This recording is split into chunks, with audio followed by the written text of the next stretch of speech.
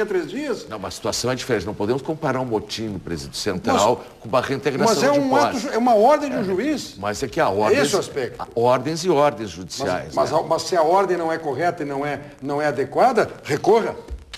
Mas não se está discutindo que a ordem é correta ou incorreta. Só que a gente tem que ver se o cumprimento de uma ordem pode dar de uma forma ou outra. Como eu falei, se for uma situação simples, individual, pode-se fazer de uma determinada maneira. Só para...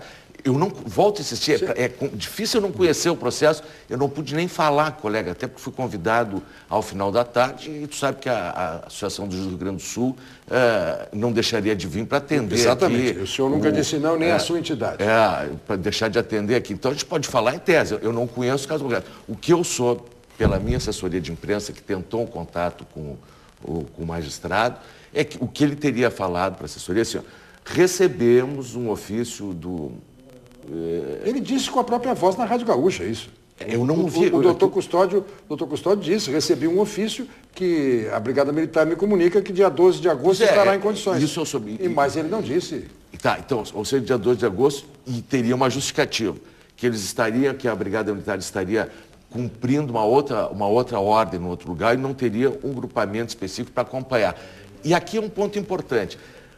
Modernamente, né, e se tem isso, quando são situações que envolvem uma coletividade, que há um risco, né, de integridade das pessoas, há um risco social de degringolar, porque uma coisa que vai gerar alguma violência por resistência, né, é de se fazer isso de uma forma, como já disse, articulada, para que cause o mínimo de prejuízo às pessoas que estão lá e garantido. E o que ele me disse?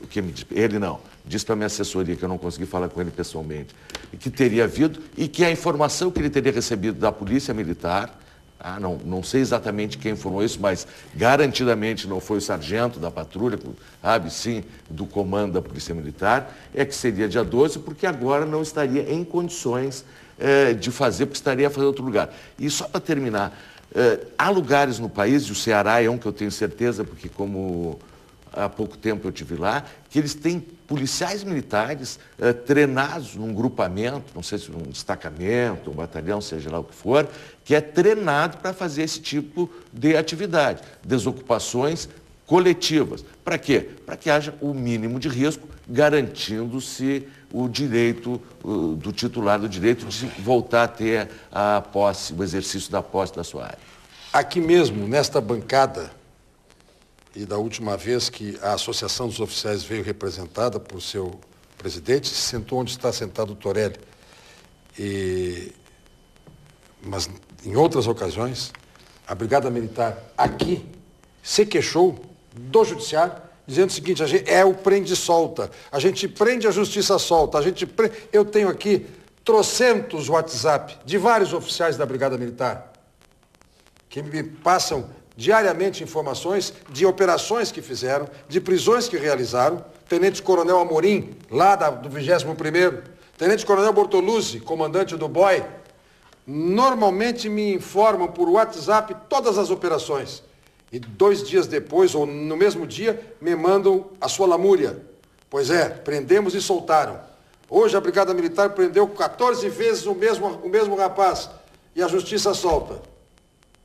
Agora parece que a Brigada está dando troco. Doutor Torelli, a sua larga experiência como procurador do Estado, como responsável por advocacia pública, que sempre foi o seu ideal, a sua vocação. A advocacia de Estado e não a advocacia de governo. Quantas vezes eu assisti, estivemos juntos até no mesmo grupo de professores, lá em Cachoeira do Sul, durante um bom período, e eu aprendi das suas aulas também esta visão institucional, adequada, correta, de Estado e não de governo, ainda que tenha e tem posição política clara, vinculações e tudo mais. Mas sempre fazendo... Como todos nós, né? Exatamente, sempre fazendo a distinção. Se o Estado tem algum interesse em promover socialmente algo adequado ou mais adequado ao que está lá, qual é o procedimento? Boa noite. Bom, boa noite, Brito, boa noite, colegas de bancada. Uma imensa satisfação estar aqui e parabenizo a Tio Carboneira, da nossa produção aqui do TV Com. Sempre com alegria eu recebo o telefonema dele porque esse programa tem um papel muito importante justamente de esclarecer a opinião pública, enfim, trazendo vários pontos de vista e permitindo uma reflexão diante de uma realidade que é complexa. Acho que o doutor Eugênio coloca com muita propriedade o ponto de vista da magistratura, que não é certamente o ponto de vista da polícia, que a magistratura é um dos poderes de Estado, que tem a responsabilidade de garantir a coesão social, que aliás é a razão de ser do Estado, buscando compor harmonicamente os conflitos. Então, agradeço a oportunidade para dizer que, do meu ponto de vista, as instituições estão funcionando dentro da medida em que se recomenda a própria ordem constitucional democrática. Nós não podemos comparar, Brito. Acho que o doutor Eugênio, com muita propriedade, na hora, pegou e colocou a diferença, um incêndio, um motim, e com propriedade disse que há ordens e ordens, não no sentido de dizer que umas são mais importantes do que outra, mas que cada ordem é direcionada a um determinado contexto. Todas têm a mesma importância e todas devem ser cumpridas. E eu quero iniciar justamente a abordagem do tema dizendo, não há a menor dúvida de que o direito de propriedade, o direito à posse, no caso, tem que ser preservado e esta ordem, ao final e ao cabo, vai ser cumprida. A questão toda que se coloca, e essa que é a complexidade do mundo que nós vivemos hoje, Cláudio Brito, eu vou sublinhar isso, o planeta todo clama por paz na faixa de Gaza. Então nós não queremos jamais chegar a uma situação semelhante. Então por isso que nós temos, felizmente, uma Constituição Democrática, o falecido Ariano Suassuna, com muita propriedade, disse que o Brasil pode iluminar o mundo. E realmente nós temos uma Constituição que trouxe para o seu bojo justamente a composição desse tipo de tensão, desse tipo de conflito. Então, talvez sim, eu acho que nas tuas falas está muito presente isso, até vim para cá com uma certa cautela, porque nós estamos num período eleitoral, nós não podemos aqui ficar anunciando favoritismos e preferências. Então, eu acho que essa questão eleitoral tem que ficar de lado.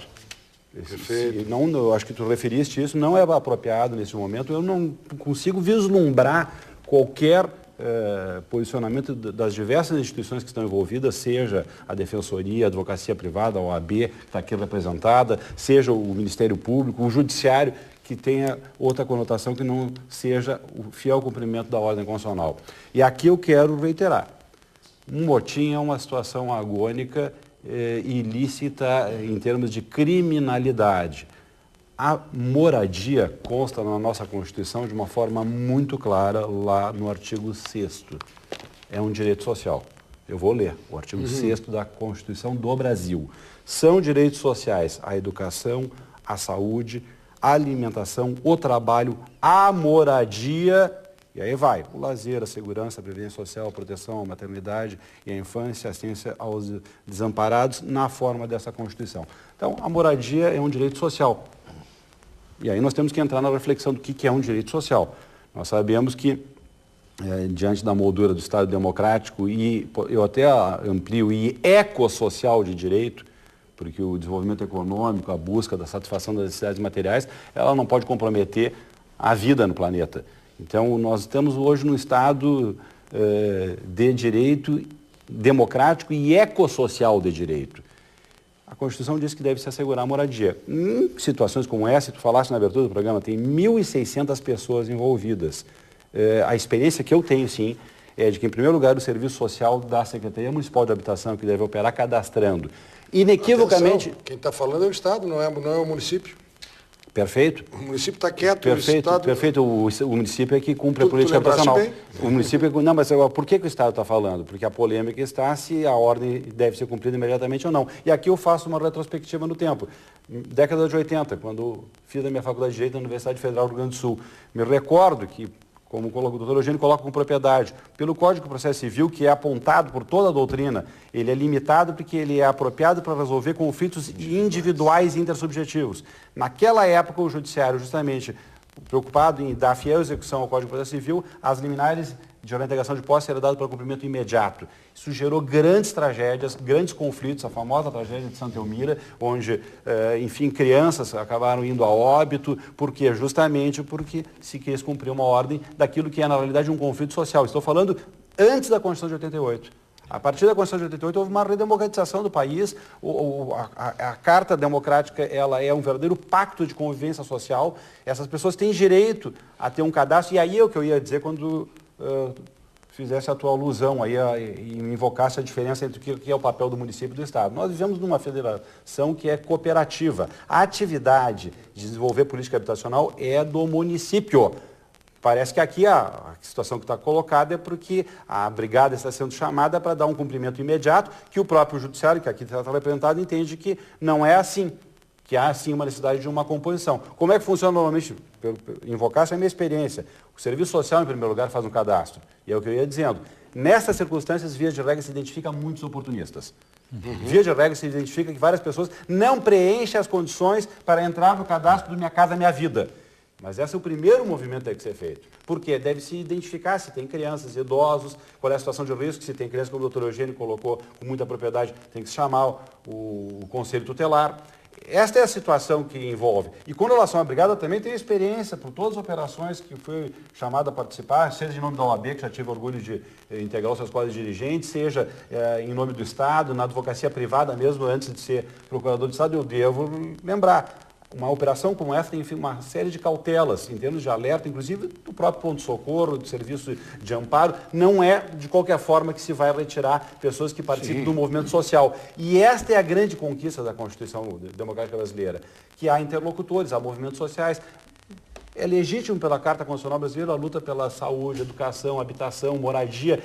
Que bom que se organizam esses movimentos sociais e que eles vêm e colocam as suas bandeiras, suas reivindicações. E parece que é isso que está colocado. Não tenho a menor dúvida que a propriedade, ao final e ao cabo, vai ser assegurada. Alguém tem uma ideia de que não, que vai simplesmente ser suprimida a cláusula que assegura a reparação do proprietário com relação a qualquer dano e, no caso concreto, o cumprimento da ordem judicial, que não, me parece, não vi nenhuma autoridade dizer que não deve se cumprir esta ordem judicial. Eu estou sublinhando isso. A única coisa é a Brigada Militar que diz que vai cumprir quando ela achar que deve. Não é, eu acho que não. Ela está pedindo um prazo para o uso moderado dos meios. Depois da segunda ordem.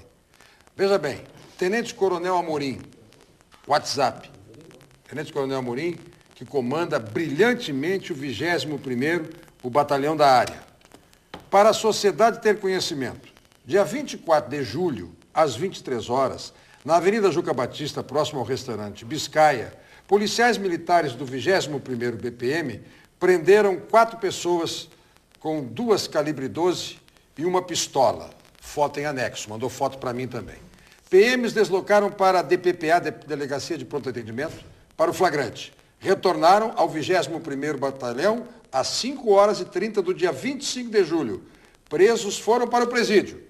O 21º BPM recebeu uma informação que 3 delinquentes presos foram soltos às 16 horas do dia 25, ou seja, não ficaram presos nem 10 horas. Enquanto a pessoa presa por porte ilegal de arma não ficar mais tempo na cadeia, não tem como diminuir o índice de latrocínio, roubo, etc, etc. Só o 21º, e aí segue o balanço e a queixa do coronel da brigada de que prende e a justiça solta. Brito, só um esclarecimento para mim, ele mandou isso agora? Não. Ah, bom, não, porque aí eu acho...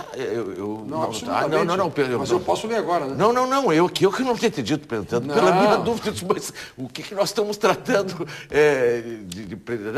tudo bem, eu até fiquei... O que eu estou referindo, que eu já dissera antes, é que a Brigada Militar, nas vezes que tem que reclamar disso, ela vem ao programa. Não. Agora, perfeito. Quando é para explicar por que não atendeu o juiz, ela não vem.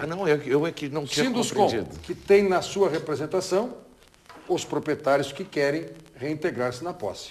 Há uma construtora... E que serão, ao final e ao cabo, da Não, integração, sem dúvida, e que devem ser sem conflito, sem nada. O meu mote aqui é esta geleia geral de a Brigada Militar chegar para a ordem do juiz. Não vou. Mas eu acho que não é bom. Na minha vez eu explico de novo. Eu estou tentando traduzir o que eu ouvi do doutor Alex Custódio, que está indignado. Pois não. O Sinduscom, assim, representando, no caso aqui, primeiro, boa noite a todos, boa noite, Brito, desculpa. O proprietário, vamos dizer, de direito do imóvel, e eu acho que assim, também estaria falando em nome de todo e qualquer proprietário de um bem, não é por acaso de ser uma construtora que é dona desse imóvel que nós teríamos uma posição diferente. Então, o que nós estamos tratando aqui, a princípio, é de direito de propriedade. E, como o doutor Hélio falou, é assegurado em Constituição. Agora, o que essas tramitações necessárias, eu concordo com alguns colegas, assim, há de se ter cuidado, porque a menores envolvidos, a todo, vamos dizer, as situações a serem criadas, mas que eu acho que a Brigada Militar não deve e nem pode